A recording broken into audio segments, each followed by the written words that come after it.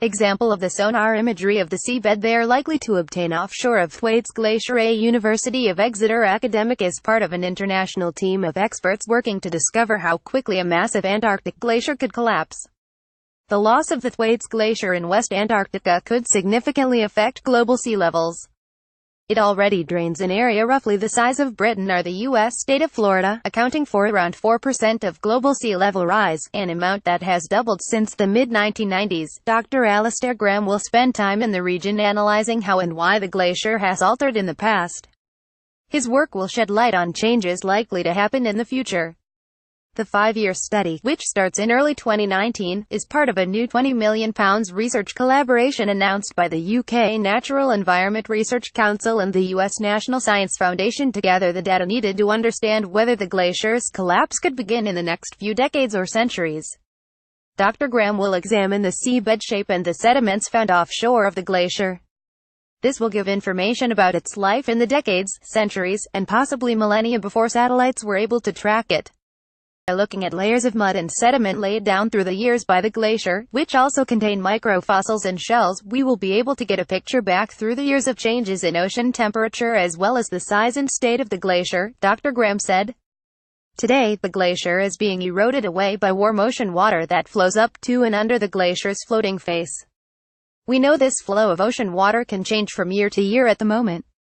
Our work will allow us to see if the extreme changes we are witnessing in the ice sheet right now were triggered by similar variations in ocean conditions that may have occurred hundreds of years ago. Dr. Graham and other researchers on the study, who are from the British Antarctic Survey and universities in Houston, Alabama and New York, will also use sonar to map how deep the ocean floor is around the glacier edge. This will allow them to trace where warmer waters access the glacier base, and show where the edge of the glacier was in the past, as it leaves a footprint in the features of the landscape on the submerged seabed. This footprint may also give important clues to the researchers about the processes involved in the collapse of large glaciers, such as Thwaites. This study is one of 8 funded by the NERC and NSF that will bring together leading polar scientists in one of the most inhospitable regions of the planet. The program, called the International Thwaites Glacier Collaboration (ITGC), is the largest joint project undertaken by the two nations in Antarctica for more than 70 years, since the conclusion of a mapping project on the Antarctic Peninsula in the late 1940s.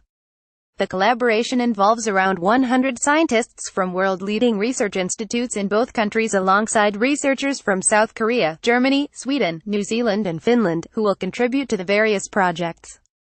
These projects aim to deliver answers to some of the big questions for scientists trying to predict global sea level rise. UK Science Minister Sam Gyimah said, "Rising sea levels are a globally important issue which cannot be tackled by one country alone.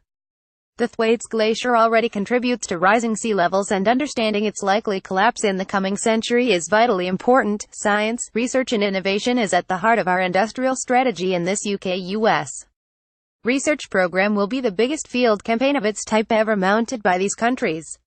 I'm delighted that our world-leading scientists will help lead this work."